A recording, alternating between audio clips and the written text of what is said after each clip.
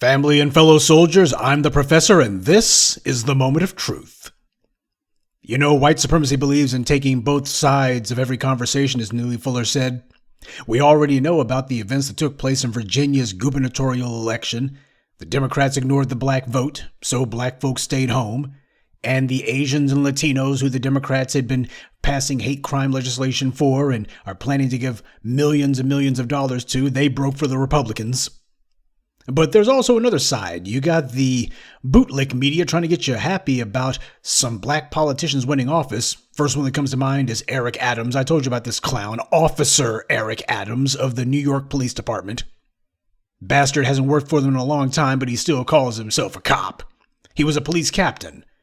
Yeah, you got him, Kamala Harris, Val Demings. Yeah, it seems the Democrats are very fond of Negroes who put on a badge and didn't do a dang thing to stop white supremacist thugs with badges.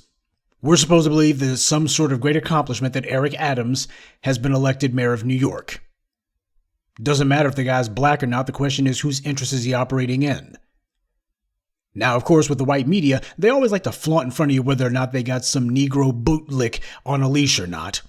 Adams did an interview with Joe Scarborough and Mika the Bigot Brzezinski. When it comes to me, believe it or not, I'm one of those people who actually watches certain news content with the volume off. It was something that I was taught a long time ago that basically if you want to understand what it is that you're seeing in the news, you should actually watch it with the volume off, because the only thing that they do with their commentary is try to dictate to you what you should believe and what you should think about what's clearly right in front of you. And when I turned off the volume and watched this grinning goon, who's the only thing more fake than his teeth is his sincerity, but I couldn't help but notice the books behind him. Saw one called Gotham, saw one about Obama, and then I saw one, the one with the biggest letters of all, in red that stood out the most. The Power Broker. Now, for those of you who are unfamiliar, The Power Broker is the biography of Robert Moses. Robert Moses was a so-called urban planner in New York in the 20th century. And he was a man responsible for a lot of the highways and thoroughfares and a lot of the parks and such that have been designed. But this man was an out-and-out racist, just a white supremacist par excellence. In fact, he was so racist that Robert Caro, the man who wrote The Power Broker, he described Robert Moses as, quote, the most racist human being I had ever really encountered. And that's the guy who wrote Robert Moses' biography. The only reason people even know who Robert Moses is because Robert Caro chose to write a biography about the guy. And that's how Robert Caro described him, the most racist human being I had ever really encountered. He was the man most responsible for the idea of weaponizing infrastructure as a means to demolish black neighborhoods. And if you couldn't demolish them, at the very least, build these highways and do it in such a way that the black neighborhoods are cut off from the rest of the city. You use the highways as a way to segregate the black areas from everywhere else. Robert Moses and his weaponized infrastructure set a model for what the rest of the country would do. When you see things like the Dan Ryan Expressway in Chicago, where you got black Chicago on one side and white Chicago on the other, and they use that expressway as basically an impassable wall to separate the two, it was Robert Moses who pioneered that stuff. This is who they call an urban planner. They got a freaking statue of him up in New York City. Oh yeah, the white powers they want to make it known this is the man who did what we wanted done. If you want an example of how psychopathically racist this scumbag was, History.com did a story about him, and they quoted him as making a speech in 1959 where he said, "Our categorical imperative is action to clear the slums. We can't let minorities dictate that this century-old chore will be put off another generation or finally abandoned." Clear the slums. Now, he didn't talk about what was going to be done to make sure that there's housing and employment for the people he's clearing out. It's just clear the slum. We're taking out the trash. When I say that gentrification and all this stuff is ethnic cleansing American style, I'm not being hyperbolic. Robert Moses just told it to you in the clearest terms. This is who Eric Adams has a book of, and he wants the world to see his name associated with this guy. But he is infamous now. Especially because of black people bringing to light what this guy is and the damage that he did. They don't like to talk about him much anymore, but Eric Adams, he has this guy's book right behind him, and please don't think that that's some sort of coincidence. This is Eric Adams sending a message to his white paymasters. Hey guys, I'm on the team. That war against black people, I'm going to be your foot soldier. I was your foot soldier when I was a thug in the NYPD, and when I told those niggers, you need to stop protesting these white cops killing you, you had it coming. Now he's making it clear he's going to be a foot soldier for them in City Hall in New York. What kind of mayor is he going to be? He's going to be a mayor in the mold of Robert Moses. Gentrification, which is nothing more than ethnic cleansing American style. Anti-black racism, there won't be a police shooting in the city that he won't cheerlead for. Oh yeah, that's the kind of mayor that Eric Adams is going to be. And you got MSNBC, those racist scumbags over there, beaming and strutting, and as far as they're concerned, how great this is, this guy got elected mayor. Because just like Obama, it's going to be a guy with the requisite amount of melanin who is going to be presiding over the wholesale slaughter of black folks in New York, and the ones that don't get killed are going to get run out of town, and he's going to be presiding over all of it and calling it progress. Ain't a damn thing progressive about this scumbag. What, am I supposed to believe that this piece of dirt, he's able to read up on whatever propaganda the right wing gives him regarding police violence protests, but when it comes to Robert Moses, he doesn't know anything about the guy? What, he just got the book and never read it? He doesn't know anything about Robert Moses? No, this is him sending a message, loud and clear. And by the way, while we're on the subject of Robert Moses, keep in mind, as with so many other white supremacists who are getting their historical reckoning as of late, there have been these pathetic attempts in recent years to rehabilitate Robert Moses.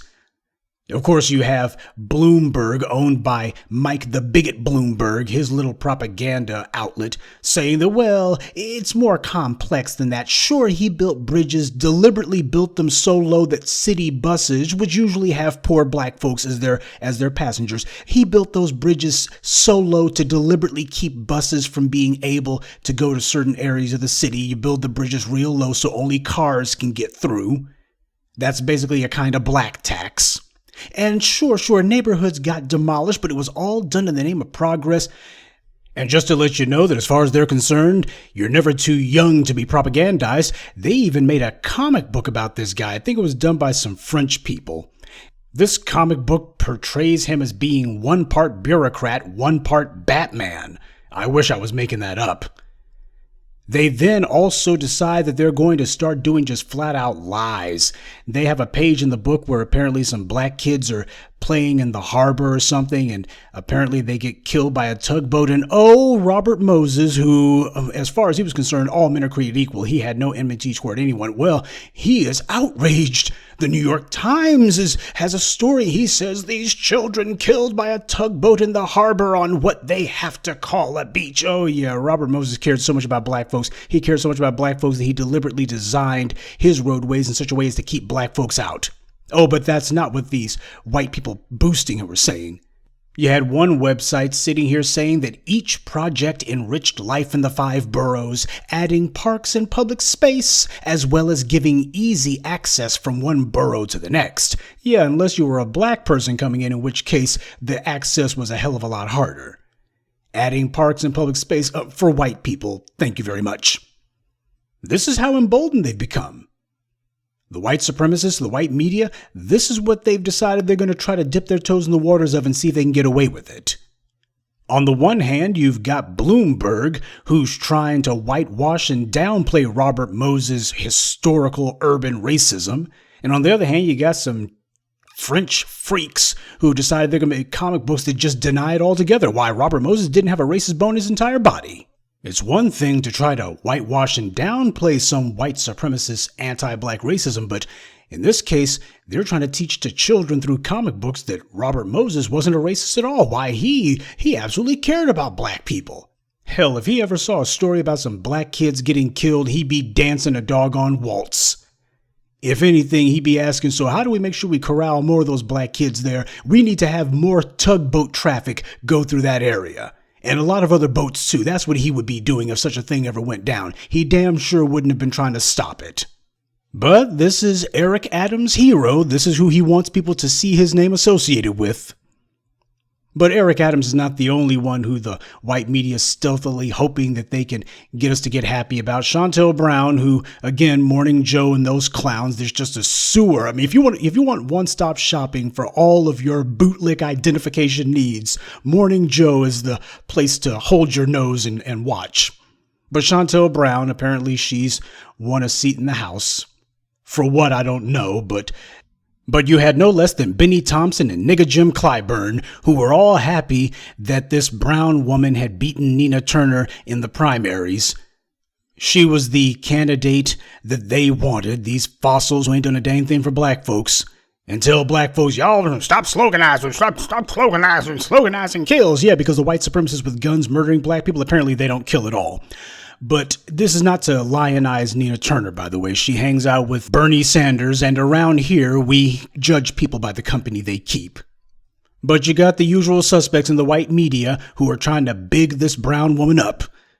They talk about this as being some great win for black people. How? Chantel Brown ain't promised black folks a doggone thing. So how is this a win for black people? What have we won? Has she promised anything? She's taken any pledges? I think not. About the only place where I see something that might resemble at least less damage is in the case of the Manhattan District Attorney's Office. Now, this is one that the white media hasn't been talking about. Alvin Bragg is now going to be taking the same office that until recently was held by the odious bigot Cy Vance, who also decided that Harvey Weinstein wasn't worth prosecuting until the Me Too scandal blew up in the media. But now Alvin Bragg is going to become the first black district attorney in Manhattan. And I find it interesting because I have seen his name before, but whether or not this is a good thing or what have you, I'm afraid it's just too early to tell. And the reason why is we simply don't have enough information on a long enough timeline. And Mr. Bragg, regardless of whatever positive first impression some of you might want to have about him, the truth of the matter is he hasn't taken any real pledges, not to the black grassroots. He's made pledges on the campaign trail, but let's be bluntly honest, that don't make a saint out of a sinner. I don't know him well enough or have a long enough track record about him to say one thing or the other. But though, about the only thing that we can say in particular is that apparently, according to the New York Times, he is representing the family of Eric Garner in a judicial inquiry into the police regarding his murder. Now, of course, I think I've already made it clear what I think about Eric Garner's widow. She decided to throw him under the bus first chance that she got. So while I do want to see the murderers of Eric Garner put in prison, as far as his widow goes, the less said, the better. Though I do think it very interesting that now Mr. Bragg has taken the same office that was held by Cy Vance. And what that means is that Bragg is going to be inheriting the investigation into Donald Trump. Now, you would think the white media, as much attention as they've been giving to, Trump world, we got investigations into Trump world, New York's, the Trump world, Manhattan DA's office. All of a sudden, they've fallen silent on it. They have not been conducting any interviews with Mr. Bragg. You haven't had CNN talking to him. You have not had MSNBC talking to him. They're just holding this man at arm's length for some reason. As far as they're concerned, DA's race, there's a DA's race going on in New York. We hadn't even heard. What? They're treating it like a local story.